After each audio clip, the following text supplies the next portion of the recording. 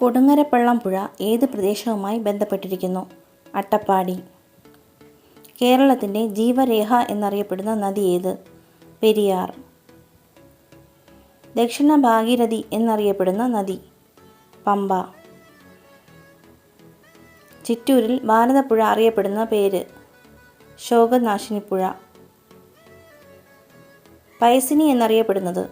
ചന്ദ്രഗിരിപ്പുഴ.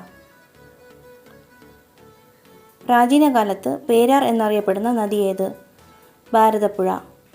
മുരാട് പുഴ എന്നറിയപ്പെടുന്ന നദി? കുറ്റ്യാടിപ്പുഴ. ഭവാനി നദി പതിക്കുന്നത് എവിടെ? കാവേരി നദിയിൽ. ചിമ്മിനി വന്യജീവി സംരക്ഷണ കേന്ദ്രത്തിൽ നിന്ന് ഉത്ഭവിക്കുന്ന നദി ഏത്?